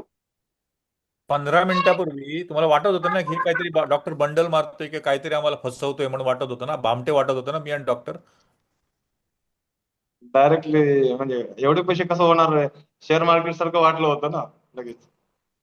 वाटलं होतं आणि हे वाटलंच पाहिजे. हे वाटल्याशिवाय योग्य काय ते कळणार नाही. आणि माझा हो. आणि डॉक्टर रोहितचा उद्देश एवढाच आहे की म्हणतात ना सगळ्यांनाच म्हणजे सज्ञानी करून सोडायचं आहे आम्हाला. आम्हाला अजिबात काय करायचं नाही. आम्हाला एक पैशाच्या तुमच्याकडनं अपेक्षा नाहीत. आम्हाला फक्त तुम्हाला लोकांना सज्ञान करून सोडायचं आणि जे योग्य आहे जे सायंटिफिक आहे, जे होऊ शकतं ते तुम्ही करावं. म्हणजे तुम्हाला आता व्यवस्थितपणे कळलं की नाही. आणि ₹25 खर्च करून जर ₹35 मिळत असतील, तर अजूनही तुम्हाला डॉक्टर सांगतील, रोहित डॉक्टर तुम्हाला सांगतील, 25 नाही बाबा, मी तुम्हाला असा फॉर्म्युला देतो की तू 22 मध्ये निपटशील. ₹22 तू खर्च करशील तरी तुला ₹35 मिळतील. आणि उद्या सगळे ते अजून तुम्हाला सांगतील, अरे तुम्ही इथे ना, तुमच्याकडे जागा आहे, तुमच्याकडे शेती आहे, तर तुम्ही ह्या ह्या प्रकारचं ग्रास लावा, ह्या ह्या प्रकारचं उत्पादन घ्या, ही पेंड तुमच्याकडे फुकटची पडते, तुम्ही कापूस लावताय त्याची पेंड येते, तुम्ही ग्राउंडनट लावताय त्याची पेंड येते, कोकोनट आहे, काय दुनियादारी आहे. त्याच्यातनं तुमचे 22 पण नाही, मी ₹18 तुम्हाला फीड करून देतो. ₹18 खर्च करा, तेवढाच नेट तुमचं प्रॉफिट होईल. ह्या गोष्टी ज्यापर्यंत तुम्हाला कळणार नाहीत ना, तोपर्यंत हा धंदा प्रॉफिटेबल होणार नाही. कळलं ना? सगळंच विकतचा आनंद तुम्ही करायला गेले तर कधी कधी तुम्ही होईल असं की 25 ते 30ही लागतील, पण 35 मिळतीलच. 35ला काही तोटा नाही, 35 मिळायला काही तोटा नाही. फक्त कमीत कमी इनपुट कॉस्ट देऊन मॅक्सिमम आउटपुट मी कसं काढू, हे जर तुम्हाला जेव्हा गणित कळेल ना, तिथे तुम्हाला नशा येईल या बकरी धंद्याची. बकरी पालनाची नशा आली पाहिजे, आणि ती पॉसिबल आहे. तुम्हाला जेव्हा गव्हर्नमेंट अनुदान देईल ना, ते 2 आणि 5 बकऱ्यांसाठी अनुदान घेऊन तुम्ही शांत राहू नका. माझा फार्म 100चा कसा होईल, 100 नंतर मी 200 कसं, 100 वर शिका. 100 वर तुम्ही सगळे मॅनेजमेंट शिका. नंतर 200 करा, 500 करा, 1000 करा. मी भारतामध्ये असे फार्म बघितले ज्यांच्याकडे 5,000 लॅम्ब आहेत. किती? 5,000 लॅम्ब आहेत. कळलं? आता कमिंग बॅक, आम्ही काय करतो, आम्ही कसं घेऊ शकतो तुमच्याकडनं. तर तुम्ही एकतर ना, अ, छोटे बकरे आपण विकायचे नाही ठरवलं, बरोबर आहे. म्हातारे बरोबर. कोतारे, म्हणजे ग्रँड पेरेंट्स, पेरेंट्स आणि किड्स एकत्र विकायचं नाही, हे कळलं. नंतर मी तुम्हाला म्हणतो की जे जेव्हा विकाल तेव्हा ते वजन करून विका. वजन करून विकलं पाहिजे, लाईव्ह वेट बेसिसवर विकलं पाहिजे. किंवा आमच्या कारखान्यामध्ये जेव्हा तुमचे बकरे येतात किंवा तुमचे दलाल जेव्हा आमच्याकडे हे घेऊन येतात, अॅनिमल्स घेऊन येतात, तेव्हा आम्ही काय असा हात लावून देणार काय? माझ्या कारखान्यामध्ये 3,000 4,000 बकरे एका दिवसात जातात. ते का आम्ही हात लावत बसणार? कारण प्रत्येकाने लावलेला हात आणि त्याचा आलेला अंदाज हा वेगवेगळा असू शकतो. तर त्याप्रमाणे आम्ही कुठल्या प्रकारचा हात मारून बकरीला पैसे देत नाही. कुठल्याही लॅम्बला किंवा ह्याला आम्ही हात लावून पैसे देत नाही. तर आम्ही पैसे देतो कसे? तर आम्ही देतो, तुम्ही जे कार्कस मला आले त्या कार्कसच्या 1-1 ग्राम तक आम्ही पैसे प्रॉपर तुम्हाला देतो. म्हणजे 8 किलो 930 ग्रॅम, 9 किलो 460 ग्रॅम, हे 460 ग्रॅमचे सुद्धा पैसे तुमच्या खिशामध्ये येतात. आमचा एक रेट ठरतो. आज आमचा रेट आहे ₹650 किंवा ₹700 किलो. तर ₹700 कार्कसचा भाव आहे. कार्कस म्हणजे ती बॉडी, म्हणजे ज्याच्यामध्ये हेड नाहीये, पाय नाहीये, इंटेस्टाईन नाहीये, स्किन नाहीये, अशाची जी बॉडी टांगलेली असते बुचरकडे, त्याचे आम्ही ₹700 किलो, ₹650 किलोने देतो. त्या वर्षभर भाव निरनिराळा होत असतो. आता श्रावण आल्यानंतर कोण खात नाही, मग आम्ही त्याला कमी पैशामध्ये मिळतं. जेव्हा ईद येतो तेव्हा त्याचे पैसे वाढतात, 700, 750, 800 पण होऊ शकतात. जसं वर्षभरामध्ये मुर्गीचे भाव कमी जास्त होत असतात, तसेच शेळी मेंढीचे किंवा मटणाचे भाव पण कमी जास्त होत असतात. तर आम्ही कार्कसच्या भावाने पैसे देतो. तर कार्कसच्या भावाने जर पैसे हवे असतील, तर तुमच्याकडे कसं होणार की एखादा 8 किलोचा कार्कस आहे आणि भाव समजा ₹600 आहे, तर किती मिळणार त्याला? 8-54, 5,400 मिळणार, बरोबर आहे. आणि 8 किलो येण्यासाठी 18 किलो असेल, मग त्याचं कसं असणार? ₹250 किंवा ₹300 लाईव्ह वेटने कन्वर्ट होणार. तर लाईव्ह वेटचा रेट असणार तो 45% प्रमाणे येतो, आणि कार्कसचा वेट हा 45% यील्ड मिळाल्यानंतर किती पैसे मिळतील त्याप्रमाणे येतो. कळते तुम्हाला? वजन करून बकरी देणं हे सगळ्यात महत्वाचं. आता दुसरं आपण बघूया की आम्ही कुठल्या पद्धतीच्या शेळी मेंढी घेतो हे पण तुम्हाला मी सांगितलं. आम्ही 8 किलो +-2 घेतो. दुसरी गोष्ट काय होते माहिती आहे की सगळ्यात सगळ्यात सगळ्यात महत्वाचं, कधीही धंद्यामध्ये चिटिंग करू नका. वजन करायच्या वेळी तुम्ही काय करणार माहिती आहे? तुम्ही करणार जनरली, तुम्ही म्हटल्यानंतर शेतकरी सगळीकडचे सारखे काय करणार की तिला बकरीला असं काहीतरी खाऊ घालायचं की ते भरपूर पाणी पिईल, भरपूर भरपूर भरपूर पाणी पिईल. दुसरी गोष्ट, त्याला वजनाच्या वेळेला काहीतरी चारा एवढा ठुसायचा त्याच्या पोटामध्ये, दाणे एवढे ठुसायचे पोटामध्ये की 1-1.5 किलोचं एक्स्ट्रा वजन काढून टाकायचं. आणि ते एक्स्ट्रा वजन कुठे असतं? मटणात नसतं, ते पोटात असतं. तिला ओके. कापली का पोट साफ केलं का तो घेणारा गेला कामातनं. ह्याला म्हणतात चिटिंगचा धंदा. तो कधी करू नका. चिटिंगचा धंदा करून कधी बरकत मिळत नाही धंद्यामध्ये. म्हणतात ना प्रॉस्पेरिटी, मराठीत काय म्हणतात त्याला, सुबत्ता. हे असं चिटिंग करून ना सुबत्ता कधीच घरी येत नाही. तुम्ही जे योग्य आहे ते करा. वजन करताना 1-2 तास पाणी किंवा फीड दिलेलं असलं नाही पाहिजे. तरच त्या समोरच्या घेणाऱ्या माणसाला सुद्धा तोटा होणार नाही. कळतंय ना? त्याला तोटा झाला तर एक दिवस तोटा सहन करेल, दुसऱ्या दिवशी तुम्हाला तो उभा नाही करणार. ह्या माणूस चिटर आहे, ह्याच्याकडे जायचं नाही. तर तसं करू नका. तर अजून काय होतं तुम्हाला गंमत सांगतो, की तुम्ही ज्या ठिकाणी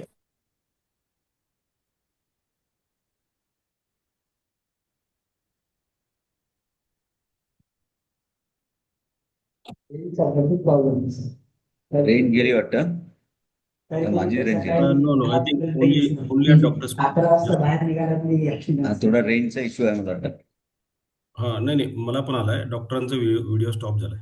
ओके ओके, हां ठीक आहे, चालेल. मग 1-2 मिनिटं वाट बघूया. हा हा मला वाटतं रिकनेक्ट होईल. हां. क्वालिटीचा अप्पर निघला.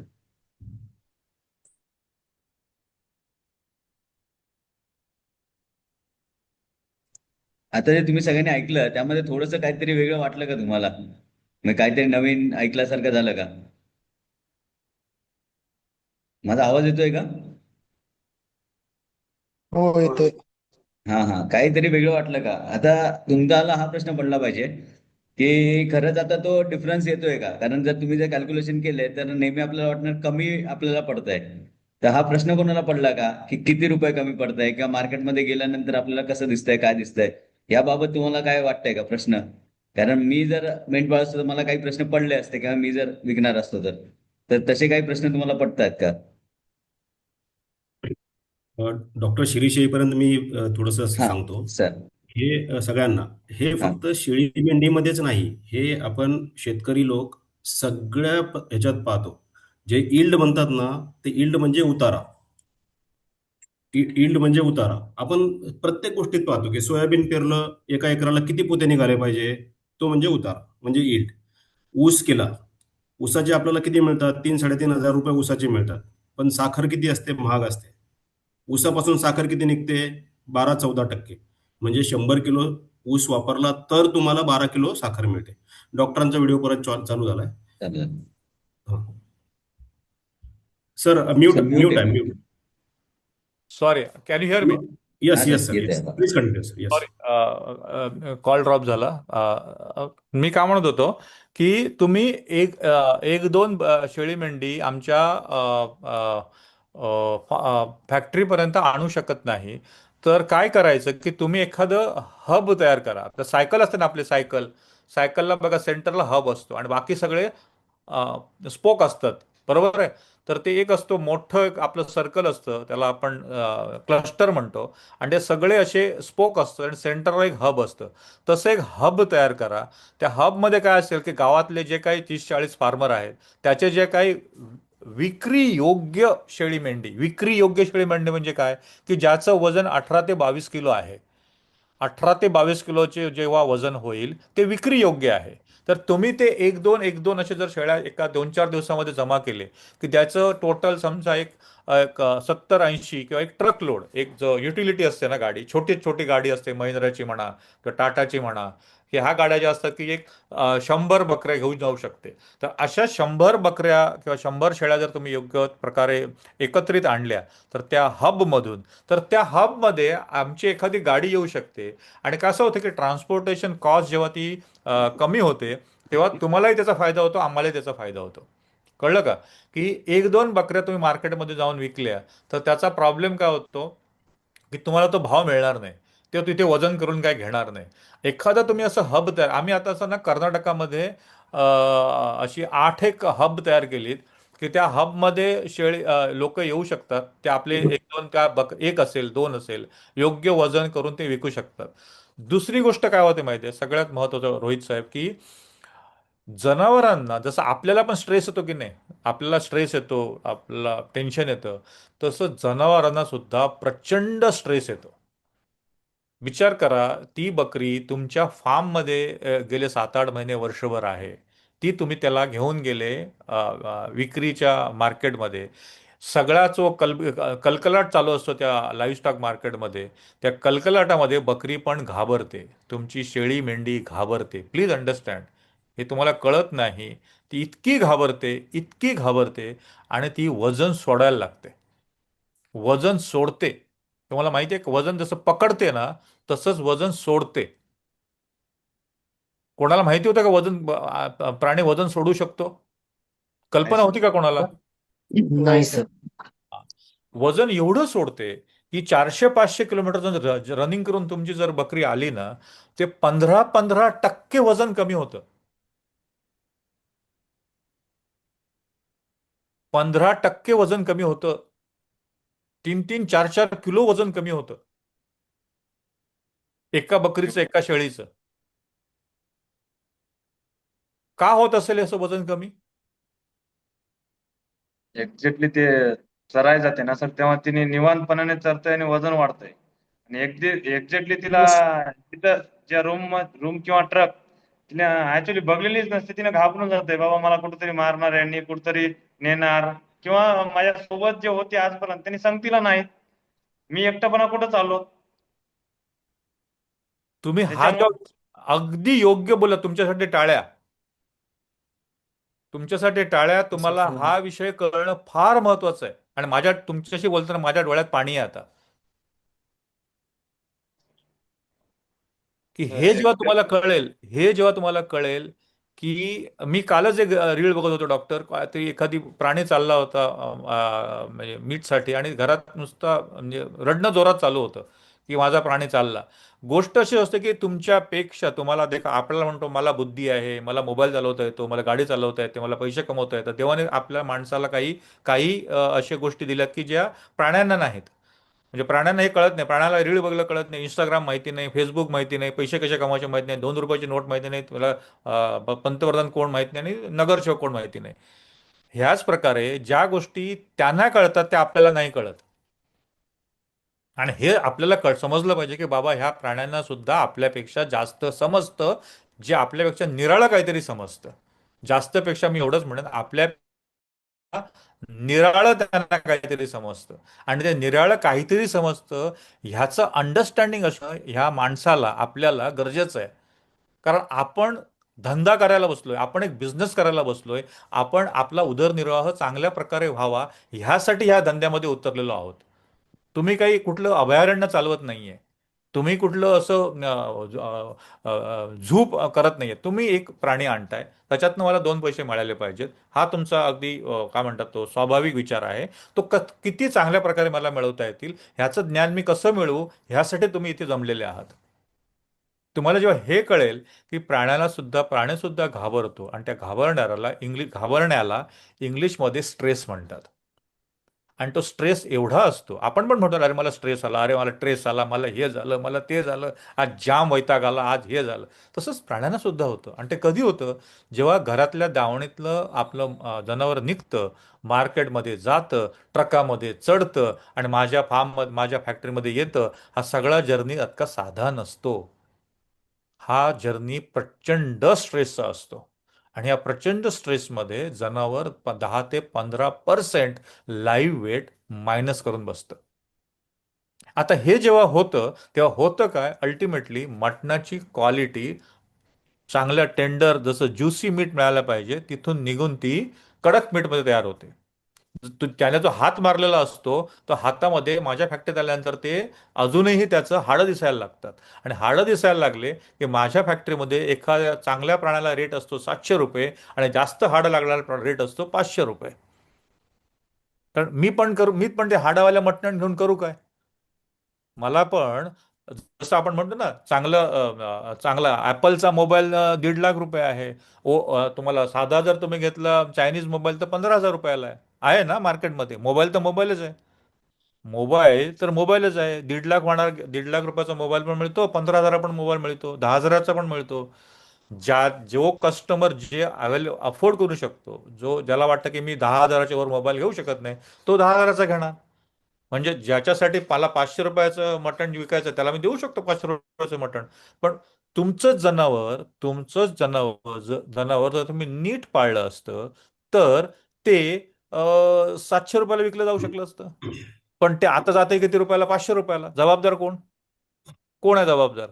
कोणी केलं त्याचं वजन कमी? स्वतः तो जो पालन पोषण करणाराच. आणि त्याने का केलं माहितीये? त्याने केलं नाही, त्याच्याकडनं झालं. मी तुम्हाला काय म्हणतो, त्याने मुद्दाम नाही केलं. तो मुद्दाम आपल्या पायावर कुऱ्हाड मारून घेणार नाही. त्याच्याकडनं ते झालं.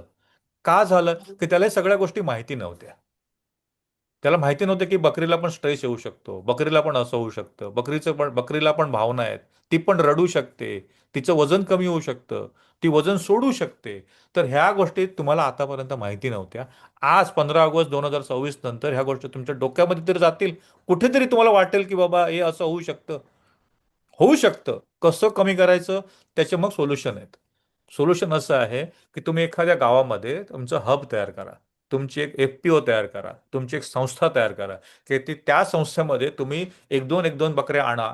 तिथे तुम्ही म्हणा की डॉक्टर सांगा की मला एक ट्रकलोड मी 40, 50, 60, 70 बकऱ्या आम्ही एक आणतो आणि ह्या वजनाच्या म्हणजे साधारण 18 ते 22 किलो वजनाच्या माझ्याकडे 80 बकऱ्या तयार झालेल्या आहेत या 3 दिवसामध्ये. माझं दर बुधवारी एक मार्केट लागतं. दर बुधवारी आमच्यासारखी अलानाची गाडी येते, ते उचलते आणि घेऊन जाते. आता हे उचलते आणि घेऊन जाते. तुमच्याकडे केलेलं वजन समजा जर 22 किलो असेल तर माझ्याकडे आणलेलं वजन सुद्धा 22 किलोमध्ये 1 किलो कमी झालं, ठीक आहे. ते 22 जर 18 झालं तर तुम्हाला मिळणारा प्रॉफिट कमी होणार. म्हणून बकरीला कमीत कमी स्ट्रेस कसा द्यायचा, त्याचं वाहन कसं चांगलं ठेवायचं, वाहन लॉजिस्टिक्स हे फार महत्वाचं आहे.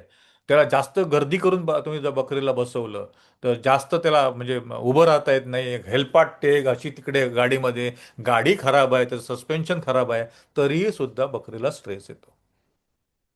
बकरीला स्ट्रेस येतो आणि आलेला सगळा स्ट्रेस ना मटणाच्या क्वालिटीमध्ये दिसतो. तुम्हाला कळतंय की असं सगळं जर नीटपणे सांभाळलं तर तुम्हाला कोणीही थांबवू शकत नाही की तुमचं प्रॉफिट चांगलं कसं होऊ शकतं.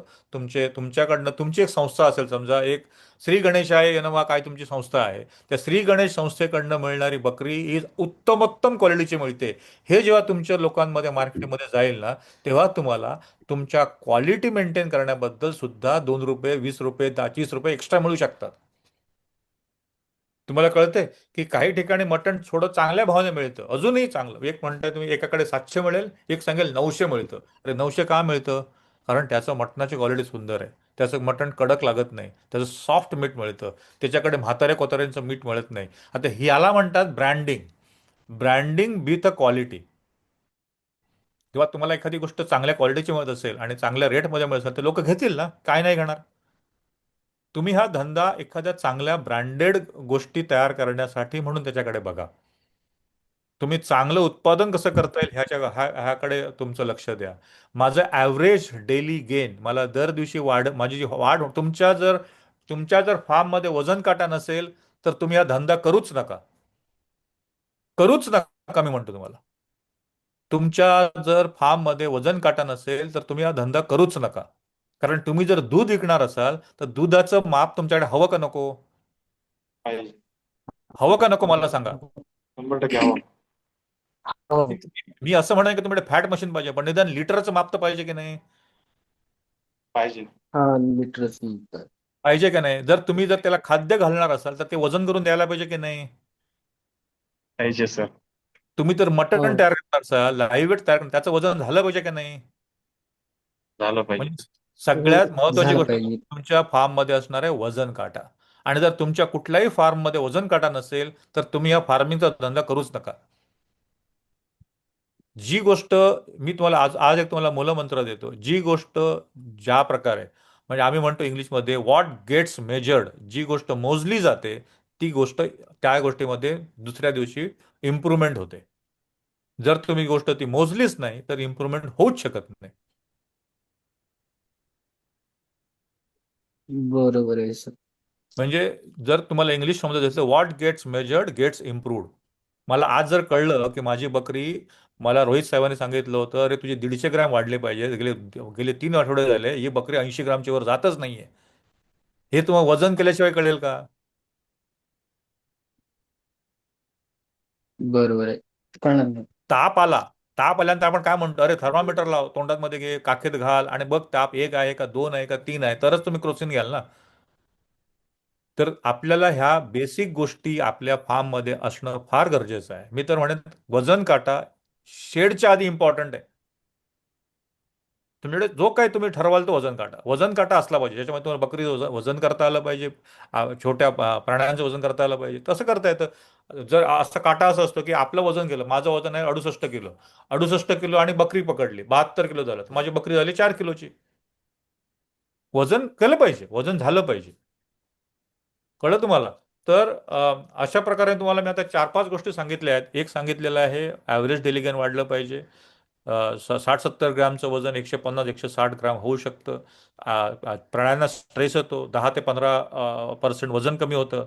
तुम्ही हब अँड स्पोकचं मॉडेल वापरा. आमच्या अलानासारख्या कंपनीमध्ये तुम्हाला जर मटणासाठी हे प्राणी द्यायचे असतील तर तुम्ही ते 8 प्लस मायनस 2 kg हे करा.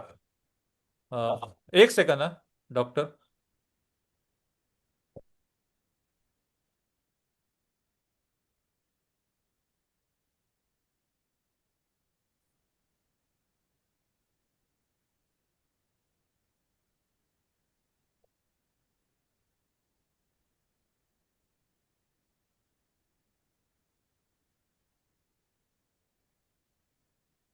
हां, सॉरी. तर तुम्ही ऐकायला येतंय? आवाज येतोय ऐकायला? हा येते सर, हो, येतो yes, ऐकायला. yes. तर मी तुम्हाला काही गोष्टी सांगितल्या की त्याचं स्ट्रेस येतो, 10 ते 15% वजन कमी होतं. कोणी लाईव्ह वेट करूनच विका. म्हणजे विदाऊट वजन विकणं म्हणजे आपण म्हणतात ना, त्या अंदाजाला काही किंमत नसते. अंदाजाने आपण जर समजा कोथिंबीर पण घेत नसू तर आपण बकरी आणि आपली मेंढी का हे करायचं, विकायची. दुसरी अनदर इम्पॉर्टंट गोष्ट असते की मेंढी म्हणजे त्याला लॅम्बचं वजन बकरीपेक्षा थोडंसं जास्त वाढतं. म्हणजे बकरी असेल तर 140-160 पर्यंत वाढेल. जर मेंढी असेल तर ती अजून 20-30 ग्रॅम वाढू शकते. म्हणजे ती 160 ते 200 ग्रॅम पर्यंत सुद्धा वाढू शकते. त्याची कॅपॅसिटी आहे तेवढं वाढण्याची. ह्या सगळ्या गोष्टी झाल्या. आता अजून डॉक्टर रोहित एनी तर एक्सपेक्टेशन? आम्ही ऐकते थोडं मार्केटला गेलो होतो, त्याचे काही फोटो दाखवतो. तर त्या फोटोमध्ये काही इनपुट जर देता आले तुम्हाला, म्हणजे थोडंसं मार्केटचे काही फोटो आहेत ते शेअर करतो मी फक्त स्क्रीनवर. त्यात गाडी जसं तुम्ही म्हटला ना, तशी एक गाडी पण आम्हाला छान दिसली तिकडे. ते एक हे करतो. एक 30-40 फोटो आहेत, तेवढं फक्त रफली आपण हे करू. स्क्रीन दिसते का संतोष, सर? नाही येईल, हळूहळू येईल. हा. हा. संतोष सरांचं माझं हे इंट्रोडक्शन करून द्यायचं राहिलं. सर पण अलाना ग्रुप बरोबरच आहेत आणि ते सगळं परचेस मार्केट वगैरे जे आहे तर त्यांचा एक्सपिरियन्स खूप जास्त आहे संतोष सरांचा. सर तुमचे कमेंट आम्हाला आवडतील सर, सरांबरोबरच जर हे जरूर. बघितलं. तर हे जे होते ह्या साईजचे सगळे असे होते बऱ्यापैकी, जे बघितले होते, म्हणजे क्वालिटी वॉज गुड म्हणजे बघितलं तर. म्हणजे डॉक्टर मला आपण असं पहिल्यांदा करूयात. सुधाकर बरोबर गेलो होतो, जे आपल्याशी आता ऍक्टिव्हली बोलतायत ते सगळ्या गोष्टी, त्यांना मला जे सांगायचं होतं त्यांच्याकडनं पोहोचलं होतं, तर त्या पद्धतीने गेलो होतो. हे चांगले आहेत. Very good. या अशा बकऱ्या पण होत्या तिथे. Very good. बरोबर. या अशा चांगले आहेत. या अशा चांग- होत्या. चांगले आहेत, चांगले आहेत. आता जे तर हे डॉक्टर. थोडे मोठे आहेत. एक गो हा बॅक, गो बॅक, हा गो हा बॅक, गो बॅक. हा. हा. हे ना, हे थोडे मोठे, पण गोष्ट अशी असते ना डॉक्टर, हे जे मार्केट असेल ना, या मार्केटमध्ये आता दोन गोष्टी सांगतो. आम्ही तुम्हाला म्हटलं मगाशी, जे तुम्हाला सांगितलं ते एक्सपोर्ट मार्केट झालं की 8 kg प्लस मायनस 2. आता ह्या ज्या आहेत इथे ह्याचं वजन, कार्कसचं वजन 11, 12, 13 किलो, 15 किलो पण होऊ शकतं. बरोबर आहे ना संतोष? बरोबर sir. Actually doctor Rohit sir जे म्हणत होते ना, फ्लॉक ज्याच्यामध्ये छोटे पण असतात आणि वयस्कर बकरे पण असतात, जे तर ते मिक्स आणतात फ्लॉक आणि तो विकायचा प्रयत्न करतात. सो याच्यामध्ये पण आता फ्लॉक आहे, जो त्याच्यात छोटे पण आहेत आणि मोठे पण आहेत, दोन्ही आहेत त्यात. हे मला वाटतं नवापूर मार्केट आहे का? हे नवापूरचं मार्केट आहे सर. म्हणजे मला हे का दाखवायचं होतं सर तुम्हाला पण, की ह्या टाईपचे माल हे आपले सगळे जे पशुपालक आहेत ह्या भागातले, ह्या टाईप मधल्या ह्या जास्त ज्या मेंढ्या आहेत त्यामध्ये काम करतात, तेच दाखवायचं पण होतं आम्हाला तुम्हाला पण सर. बरोबर.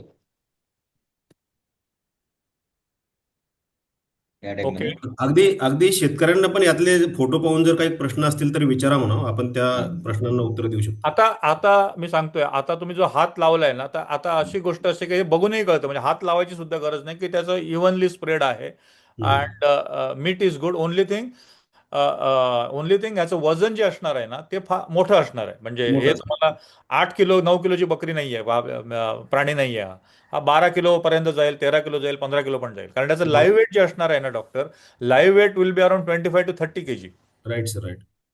आणि लाईव्ह वेट जनरली ब्रीडिंगसाठी पण घेतात सर तिथे त्या मार्केटमध्ये ब्रीडिंगसाठी पण आता हे जे आपले सगळे पशुपालक आहेत ना ते तिथून पण ब्रीडिंगसाठी घेतात म्हणजे स्टॉक त्यांचा रिप्लेस करण्यासाठी सर. डॉक्टर रोहित, एकच मिनिट द्या, मी ते कव्हर सर करतो. म्हणजे सर शेतकऱ्यांना जे सरांनी सांगितलं की आम्हाला जी एक्सपोर्टसाठी जी रिक्वायरमेंट असते ती, आवाज येतोय ना माझा, येतो 8 येतो येतो सर. 8 किलो +or -2 सांगितले. ओके, ती झाली एक्सपोर्टची रिक्वायरमेंट. परंतु जे आपल्याकडे भारतात खाल्लं जातं तिथे काय आहे की वेगवेगळ्या स्टेटमध्ये वेगवेगळे प्रकारे मटण लाईक केलं जातं. साऊथचे काही स्टेट आहेत तिथे मोठ्या मोठ्या मेंढ्या लागतात, तर त्यांचं घेतानाच ते लोक आपण जे मटणाचं कार्कस जे सांगितलं सरांनी दुकानात अडकवलेलं असतं ते त्यांना 15-20 किलोचं कार्कस लागतं. म्हणून त्या मोठ्या मेंढ्या त्या त्या ठिकाणी जातात. काही ठिकाणी पहा तुम्ही, मेंढ्या खात नाहीत, फक्त गोटच खातात, म्हणजे बोकडच खातात. तर तिथे तेच जातं. त्यामुळं मार्केट सगळ्याला आहे, फक्त आपल्याला कुठल्या याला चांगला रेट मिळून कसं विकता येईल ते बघणं गरजेचं आहे. मग तुम्ही पण असं आहे. समजू नका की मोठी मेंढी झाली थोडी की तिला पैसे नाही मिळणार, असं नाही आहे. पैसे फक्त त्या मेंढीचे कमी होतात ज्याचं वय जास्त होतं. आणि अजून सांगायचं असं डॉक्टर की एक एक व्हरायटी तुम्हाला माहिती असेल, मला त्या गोष्टी तुम्हाला सांगायच्या नव्हत्या. कारण कसं असतं की म्हाताऱ्या प्राण्यांना सुद्धा पैसे आहेत. म्हणजे अगदीच अगदीच काहीच झालं नाही, त्याला 5-7 वर्षाचं वय झालंय, काही नाही, पण त्याचे पैसे निम्म्याहूनही कमी असतात. हम्म. जे एखादी बकरी किंवा मेंढी हे आहेत ना, ब्राऊन आहे ना ही, माझ्यामध्ये brown. नेल्लोर आहे का, नेल्लोर ब्राऊन आहे का हा हे? सर नेल्लोर आहेत. हे नेल्लोर मध्ये नेल्लोर सर ते ब्राऊन. 2 प्रकार आहेत, व्हाईट आणि ब्राऊन मध्ये होय. करतात सर. मगाचं व्हाईट होतं, हे ब्राऊन आहे. हे जनरली Brown. आंध्र प्रदेश साईडला चालतं, आंध्र तेलंगणा तिकडची ब्रीड आहे ही. Right sir, right. पण हे आता मोठेवाले याच्यात आहेत. पण आले. हा, आता आता याच्यात हे again these are small animals. हे मोठे आहेत. हा हा हा हा महाराष्ट्रातल्या दुकानचा माल आहे सर. 12-13 किलो 14 किलोचे कार्कस. हो, हो. हा मोठा आहे. हम्म. आता हा बघा, एक go back go doctor, back, go go back. Back. आता हा जो आहे हा बाहेरून आलेला आहे. हा सर. आता इथे तुम्ही बघाल ना, हा सगळा अॅनिमल वरचा स्ट्रेस आहे. हा. एकतर तो आणि हे मला सांगायला आवडेल, सॉरी, मी माझ्याबरोबर जे होते ना त्यांनी हे बरोबर सांगितलं, हा 4 मार्केटमध्ये फिरून आलेला माल आहे, हे मला त्यांनी अगोदरच सांगितलं. एक्झॅक्टली. हा. आता म्हणजे तुम्हाला माझी नजर सांगतो. एक्सपिरियन्स आहेत सर. हा sir, sorry, Santosh sir. Doctor, माझी नजर सांगतो. मी काय म्हटलो हा बाहेरचा माल आहे, कारण एक तर स्ट्रेस जास्त आहे, सरांनी एकदम बरोबर सांगितलं. दुसरी गोष्ट, जे प्राणी वेगवेगळ्या ब्रीडचे दिसत आहेत यातले काही प्राणी जे आहेत ते राजस्थानवरून कल्याणला आले असणार, कल्याणवरून नवापूरला आलेले असणार. दिस इज, कारण बऱ्याच वेळा काय होतं, व्यापाऱ्याकडून व्यापाऱ्याकडे प्राणी फिरतात. प्रत्येक प्राणी हा कटिंगला जात नाही. तो कधी कधी एका व्यापाऱ्याच्या हातातून दुसऱ्याच्या तिसऱ्या असं फिरतं, मार्केट टू मार्केट. त्यांना अपेक्षा असते जास्त रेट मिळायची, म्हणून तो फिरतात. म्हणून हे जे आहे ना हे मिक्स आहे, याच्यामध्ये ब्रीड पण मिक्स आहे आणि लांबून आलेला माल आहे. ओके, येस, बढिया मी सर, ना थँक्यू. मी ना डॉक्टर रोहित, मी सर. तुम्हाला एक यूट्यूब लिंक पाठवतो. Okay sir. यूट्यूब लिंक पाठवतो की मी स्वतः व्हिडिओ शूट केलेली आहे, ओके. स्वतः माझ्या हा. हाताने व्हिडिओ शूट केली ओके. की जनावर आणि लाईव्ह स्टॉक कॅरियर कसं स्टँडर्ड असलं पाहिजे, असलं पाहिजे, बरोबर आहे. हा, आणि जनावर गाडीमध्ये लोड कशी करायची असतात आणि का हा. का करायची असतात, कशी ती. मी जेव्हा इथिओपियामध्ये 4 वर्ष होतो, मी ऑलमोस्ट 50 लाख बकऱ्या आणि कापलेले आहेत फॅक्टरीमध्ये. तर ते करताना स्ट्रेस हा भाग काय असतो आणि ते कसं केलं पाहिजे आणि कसं त्याचं बकरीला गाडीमध्ये ठेवलं कसं पाहिजे, ह्याचा सुद्धा त्याच्यामध्ये 5 मिनिटाचा व्हिडिओ आहे. तुम्ही ओके. तुमच्या ग्रुपवर शेअर करा. नक्की नक्की सर, कळलं. सर तसेच हा, मला काही तिथे दिसले युनिक, म्हणजे ते फक्त बकऱ्या ट्रान्सपोर्ट करण्यासाठीच्या गाड्या होत्या ना, तर त्या पण आल्या होत्या. ही मला गाडी त्याचा चांगली वाटली. म्हणजे सगळ्यामध्ये एकच गाडी होती की जसं तुम्ही म्हणत व्हेंटिलेशन वगैरे सगळा पार्ट जो आहे तो तसा कव्हर केला होता. म्हणजे मी तुमची ती एक व्हिडिओ लिंक बघितली होती, त्याच्यामध्ये अशी आढळली होती, म्हणून मी त्याचा खास फोटो काढला. बाकी सगळ्या ही बंदिस्त होत्या ही खूप ही जास्त. डॉक्टर त्यांनी गाडी बकऱ्यासाठीच बनवलेली आहे. येस सर, हा बकऱ्यांसाठीच बनवलेली आहे म्हणजे स्पेशली. ही गाडी त्यांनी बकऱ्यासाठीच बनवलेली आहे. तुम्ही जर पाहाल तर त्याच्यात 2 लेअर केल्यात त्यांनी. Yes sir. हा 2 लेअर केल्यात आणि जास्तीत जास्त बकऱ्या कशा बसतील त्यांनी वरती कॅबिन, त्याला केबिन म्हणतात ते वरती, त्याच्या वरती पण केलेलं आहे. तिथे पण ते 7-8-10 प्राणी बसवणार आणि मागे पण एक्सटेन्शन केलेलं आहे. येस आणि सर, हा हे सगळं एक्सटेन्शन. मागचं एक्सटेन्शन पण रिमूव्हेबल असतं त्यांचं. ओके. ज्यावेळेस पाहिजे त्यावेळेस ते लावू शकतात. ओके. ते हे हे ही ह्या ब्रीड सर जास्त आहेत आपल्याकडे, म्हणजे ह्या ब्राऊन पण आहेत, पण काही व्हाईट पण पुढे आहेत फोटोमध्ये सर, या पद्धतीचे. पण ह्याला डॉक्टर हे खाणारे लोक असतात ना, जनरली साऊथचे लोक खातात हे सगळं. हो हो हे हो. महाराष्ट्रामध्ये एवढं रिक्वायरमेंट पेक्षा तामिळनाडू आणि एपी मध्ये हे नेल्लोर आणि 30-35 किलोची हे शीप आणि 17-18 किलोचं वजन कार्कस तिथलं हे आहे. ओके सर, आणि मला नेक्स्ट ह्याच्यात विचारायचं होतं, तर ह्यातले जर आपण जे पिल्लं म्हणतोय म्हणजे कोकरू जे म्हणतोय, ते जर आपण 20 किलो, 18 ते 20 किलो पर्यंत जर ह्या मेंढ्यांचं जर झालं, तर ह्या मेंढ्या येऊ शकतात ना मला वाटतं ह्याच्यासाठी, स्लॉटरसाठी, की काही ह्याच्यामध्ये काही इश्यू नाही आहे? नाही नाही नाही करायचं. मी तेच म्हणतो डॉक्टर, नाही हा, करायचं. करायचे का नाही नाही. ओके. करायचं? हा का हा नाही करायचं ते सांगतो. हा की जी जी शेळी, जी शीप हम्म, 35 किलोची होऊन 18 किलोचं मीठ देऊन जर आपल्याला हम्म, पैसे तेवढे देणार असेल, ओके तर बेसिक काय, कुठल्या मार्केटमध्ये काय विकलं पाहिजे. ओके जर एखादं एक एक तुम्ही करा की एक पोटेन्शियल आहे, एक एक प्राणी आहे तुमच्या हातामध्ये. तो प्राणी मी 22 किलोला विकायचा की 35 किलोला विकायचा. कारण कसं असतं, एक असतं cost of small kid, okay okay, breed or a seed is a cost. त्याच्यानंतर कॉस्ट असते की त्याला फिडिंगची कॉस्ट आहे, बरोबर. फिडिंगची कॉस्ट बरोबर, आणि मॅनेजमेंटची कॉस्ट आहे, which is very less compared to the breed cost or animal cost. तर त्याच ॲनिमलला 22 किलोला विकणं शहाणपणाचं आहे की 35 किलो विकणं शहाणपणाचं आहे. बरोबर. नाही सर, मी 18 तर किलो, सॉरी, ऑलवेज मी माझं काय झालं, मी लाईव्ह वेट म्हटलो 18 किलो.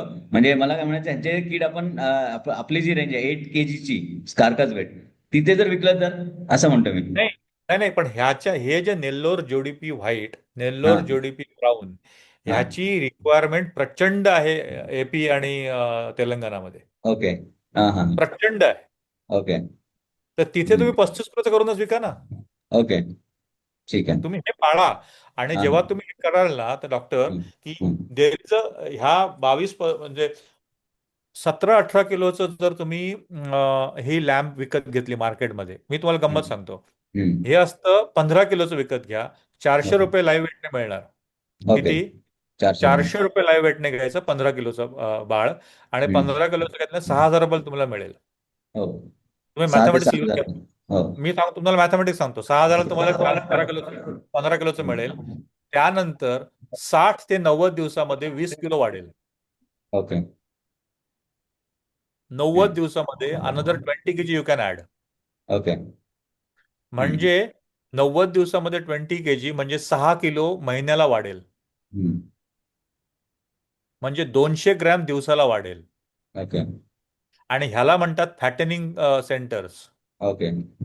आणि ह्या फॅटनिंग सेंटरचा इफेक्टिव्हिटी काय आहे डॉक्टर, की this will give you minimum 800 rupees per ship per month. Okay. 2400 रुपये प्रॉफिट. पर त्या ह्याच्यामध्ये. 800 रुपये तुम्ही 200चा फार्म टाकला या फॅटनिंगचा, म्हणजे ह्या मार्केटमध्ये यायचं, तुम्ही 15 किलोचं माल उचलायचा, तुमच्याकडे फॅटन करायचा आणि तो विकायचा 3 महिन्यामध्ये. 4 सायकल काढायच्या वर्षाला. एक एक म्हणजे 200चा असेल तर तुम्हाला 800 रुपयाप्रमाणे तुम्हाला 1.6 लाख रुपये मिळणार महिन्याला प्रॉफिट, ओके. फक्त फॅटनिंगचा. तो पॅटर्नचा म्हणजे हे ब्रीड जे आहे ते वेगळ्या आपण ह्याच्यासाठी युटिलाइज करू शकतो. ओके. 100%. ठीक आहे. तसंच वापरलं पाहिजे. तसंच ओके. वापरलं कारण पाहिजे. ह्या भागामध्ये ह्या सगळ्या ज्या पशुपालक आहेत आपले, त्यांच्याकडे हीच ब्रीड जास्त आहे. म्हणजे तुम्ही फॅटनिंगच केलं पाहिजे इथे तुम्ही नको ते ब्रिडिंगच्या भानगडीतच पडू नका. ओके त्याचं कारण काय आहे डॉक्टर, की सर. नांदेड आणि धर्माबादचा वगैरे जो एरिया आहे ना, तो आंध्रा तेलंगणाच्या बॉर्डरवरचा आहे. ओके, सो तिकडनं पहिल्यापासून ट्रेड चालू आहे तिथनं, म्हणून तिथे ही ब्रीड जास्त आलेली आहे. ओके, ठीक आहे. सिमिलर असं. हे सगळं. हा हा. बरोबर, हे नेल्लोर जोडपी व्हाईट आहे. हो. डॉक्टर इथे फॅटनिंग फार्म चांगले चालतील. ओके. पण मग त्याला मार्केट आहे का, मग ते ते कंपनी घेऊ शकेल की ते हे करता येईल नाही, तसं? ते ते मी तेच म्हणतोय, ह्याला मार्केट आहे, डोमेस्टिक मार्केट आहे. ओके. मग त्याच्यामध्ये आपण काम करू शकतो का? कारण इथे कसं माहितीये का, सस्टेनेबल आपल्याला जर बनायचं असेल तर नवीन काही गोष्ट करण्यापेक्षा ज्या एक्झिस्टिंग आहेत त्याला आपण फॅटनिंग करून जर तुमच्या आपल्याशी टायप जर करता आलं तर नक्कीच मला वाटतं चांगलं सक्सेस मॉडेल राहू शकतं सर, असं आहे. करता येईल, करता येईल, करता येईल, फॅटनिंग करता साठी येईल, ते ट्राय करता येईल. ओके. करता येईल, करता येईल. फॅटनिंग प्लस ऍग्रिगेशन सेंटर करायला लागेल आपल्याला ऍग्रिगेशन सर्व. सेंटर. ओके. हे तर मिक्स झाले. हे हे मिक्स कोणतं आहे झालं सर? सर. हे हे मिक्स हे झालं. माचेरला आहे. थोडे माचेरायला आहेत. हम्म. ओके. आता गोष्ट अशी आहे ना doctor, Macherla breed is very unique, okay. आणि त्याचं मीठ तुम्हाला 100 ते 150 रुपये महाग पण जाऊ शकतं if you are got a very traceable meat. Okay. Traceable meat असेल तर. हा, Macherla is very famous in Tamil Nadu. Okay. हा हा हा. ठीक तर आहे. ते तिथे आपलं ते हेच कळत नाही, हे सगळं कोणी कसंही विकते, म्हणजे म्हणतात ना, सबभाव हा हे म्हणतात हा एकत्र झालेले आहेत. हा. ओके. सब गोडे 12% तसा विषय आहे. सर हे परत एक साठापूरचं एक मार्केट होतं जे आहे तिथे मशीनचं एक खूप जास्त मोठं मार्केट आहे साठापूरचं. तिथे पण आम्ही व्हिजिट करून आलो होतो. तर त्या बाबतीत थोडंसं ग्लिम्स सातापूर ना? असेल तरी चालतं. हा सातापूर हो. इथनं आपल्याला हे येतात, स्पेन हा. बफेलो येतात. बफेलो हा. तर ते एक मार्केट होतं. आणि बफेलो फॅटनिंग मध्ये सर काही स्कोप आहे काय, तर थोडंसं सांगितलं तरी चालेल सर. म्हणजे या भागामध्ये ते पण आहे धंदा, दुधाचा धंदा आहे मशीन मध्ये सर. मी काय म्हणतो, बफलो फॅटिंग साठी आपण सेपरेट बसूया एकदा, सेपरेट टू त्या त्या इंटरेस्टचे लोक घेऊन या, म्हणजे आपण चालेल. त्याप्रमाणे बसूया एकदा, ओके ओके सेपरेटली सर. बसू. चालेल चालेल. No problem sir. येस. चालेल सर तर मला. ओव्हरऑल हा. वाटलं सेशन तुम्ही सांगा, कारण आपण जवळपास 1 तास 20 मिनिटं बोललो ह्या डिस्कशनसाठी. तर तुमच्याकडनं काही फीडबॅक असेल तर द्या, so that we can improve on the next time. काय सांगायचंय कोणाला? काय नाही सर, यांच्याशी डायरेक्टली आपल्याला विक्री करायची असली तर कशा पद्धतीने करायचं? आता ज्यांनी सांगितले सर, बाबा तुम्ही सायकल असते, एक 10 जणांचा ग्रुप करा, मग त्या 10 जणांचे समजा सगळे मेंढपाळ असतील तर डायरेक्टली 10 जणांचे पिल्ले एकत्रित करून बी तुम्ही डायरेक्ट सरांशी संपर्क साधून एकाच ट्रकमध्ये भरू शकता. असं डायरेक्टली सरांना त्यांच्याशी संपर्क साधू शकता का, म्हणून तेवढंच विचारायचं आहे. रोहित साहेब आमचे पॉईंट ऑफ कॉन्टॅक्ट आहे, तुमचा तुम्ही तयार करा, आणि रोहित साहेबांथ्रू आम्ही संतोषजींची कॉन्टॅक्ट करून तुमच्याकडनं घेऊन येऊ. ओ ओके सर. म्हणजे पहिले कसं आहे, आपल्याला ते ग्रुप केला पाहिजे. पहिले त्या गोष्टीमध्ये त्याचा एक माल एकत्रित आणला पाहिजे आणि मग एकदा ट्रायल घेतली पाहिजे आणि त्याच्यामधले इकॉनॉमिक्स पण समजून घेतले पाहिजे. नाहीतर असं म्हणायला नको की बाबा आम्हाला तिथे जास्त भाव मिळत होता आणि तिकडे गेलो आम्हाला कमी मिळाला. असं नाही व्हायला ओके. पाहिजे. तसं नको व्हायला. नाहीतर मग म्हणायचं की जे चालू आहे ते बंद कशाला करताय असं. म्हणजे तेच त्या बाबतीत जर काही सांगू शकता सर नाही, कारण. म्हणूनच हा. म्हणूनच सरांनी जे सांगितलं ना, की कॉस्टिंग जी आहे ना ती आपल्याला समजली पाहिजे, शेतकऱ्यांना समजली पाहिजे कॉस्टिंग. हम्म. फक्त हात मारून कॉस्टिंग होत नाही. हात मारून कॉस्टिंग होत नाही. तर त्याचं वजन किती आहे, तो मेल आहे की फिमेल आहे, त्याचं एज किती आहे, आणि ते गोल बकरा आहे की नाही आहे, म्हणजे की म्हणजे हड्डीचं आहे. या 4 गोष्टी जर पाहिल्या तर कॉस्टिंग कळते. ती कॉस्टिंग करून जर शेतकऱ्यांनी दिली तर त्यांनाही कळेल की आपला माल बरोबर किमतीला विकला जातो. रास्त भाव जो म्हणतो आपण त्याला विकला जातो. सर मला असं वाटतं की यांच्यातले जे तरुण उत्साही मुलं जी आहेत ना, त्यांना जर आपल्या इथे जर ते बघता आलं, जसं मी पहिल्यापासून म्हणतोय की बघितल्यानंतर त्यांचा जो कॉन्फिडन्स असतो तो वाढतो. तर अशी 5-6 लोक जरी आपण जर करूया रे. आम्हाला हे मिळालं तर मग मी कसं करतोय. होईल की तिथे त्यांना एक्झॅक्ट कॉस्टिंग कळेल. म्हणजे मग तो जो मिथ्स अँड हे आहेत ना, कारण कॅल्क्युलेशन केलं तर ते म्हणतात नाही नाही 500 रुपये आम्हाला कमीच पडतात. मग तुमचे ऑफेलचे जे रेट आहेत ते कसे ऍड होतात किंवा कसं होतं, म्हणजे तुम्ही तिकडे गेल्यानंतर 7,000 मिळतात पण इथे 8,000 पण जाऊ शकतं. पण काही मेंढ्या तुमच्या जर समजा आजारी असतील किंवा बारीक असतील तर ते 6,000 पण जाऊ शकतं. हे आपण एकदा ना याचं तुम्ही एक हा, 5-6 लोक जर आले तर हा. आपण त्याचं कसं करू, की त्यांच्याकडनं उचललेल्या वजन, हम्म. आमच्याकडे आलेल्याचं वजन, हे सगळं एक सायंटिफिक रिसर्च ट्रायल करायला पाहिजे. ओके. कळलं? की समजा तुमच्या धर्मावरनं आपण 40 बकऱ्या उचलल्या, हा. की 40 मेंढ्या उचलल्या, हम्म. बरोबर आहे, हो. ते उचलताना वजन किती? ते उतरल्यावर वजन किती होतं, त्याच्यानंतर ते हम्म. स्लॉटर झालं, ते सगळं ट्रेसेबिलिटी आपण बिल्ले त्याला लावू, त्यातून जाऊ किती सर. वजन झालं, त्याच्यामध्ये आपल्याला मटण किती मिळालं, त्याच्यामध्ये आपल्याला ऑफर किती मिळालं, आणि ही सप्लाय चेन जर तुम्ही एकदा स्वतःच्या डोळ्याने बघितली, म्हणजे काही लिडर्स बघितली, तर ते ओके, आपण अरेंज करू काहीतरी या येस गोष्टी. येस, म्हणजे कसं होईल ते एक डॉक्युमेंटरी टाईप पण होईल आणि त्याच्यामध्ये कसं होईल की लोकांना कळेल ते, म्हणजे ऍक्च्युअल मार्केटमध्ये जाऊन तिथे जाऊन काय होतं, म्हणजे वजनाचा काय फरक पडतो. कारण तेच होतं, मी म्हटलं ना की जेव्हा आपण ऑन पेपर त्यांना समजवलं जातो ना, तर तेव्हा ते म्हणतात की नाही 7,000ला आम्हाला मिळतो, पण तो 7,000चा वक्र तिथे 7,000ला गेला, ठीक आहे, पण तिकडे जेव्हा जाईल तेव्हा त्याला 7,000 मिळेल असं नाही, त्याला 6.5 पण मिळू शकतात, त्याला 8.5 पण मिळू शकतात. पण आपण जर व्यवस्थित फॅटनिंग केलं, व्यवस्थित केलं, तर त्याला 8.5 पर्यंतच नेऊ शकतो. हे आहे करूया कारण असं आहे, तर थोडंसं ते आपल्याला करूया क्लिअर करूया डॉक्टर, करूया येस. करूया करूया, ॲग्री ॲग्री, थँक्यू करूया सर, आपण. आपण बराच वेळ दिला सर, कारण मला वाटतं बऱ्याच दिवसापासून हे करायचं होतं. त्याचा आज योग आला की धर्माबाद मधल्या बऱ्याचशा लोकांना की आपल्याबरोबर इंटरॅक्ट करता आलं. तर मी धर्माबाद पशुसंवर्धन विभागातर्फे आणि धर्माबाद तालुक्यातर्फे आपलं खूप खूप आभार मानतो. संतोष सर, आपले पण खूप खूप आभार की तुम्ही पण आम्हाला खूप वेळ दिला. तर नक्कीच आपण याला काहीतरी पॉझिटिव्ह मध्ये आपण नक्कीच वे आउट आहे आणि पुढे जाऊ शकतो सर. तर धन्यवाद, कारण आपलं आता पुढचं सेशन सुरू होणार आहे, तर त्या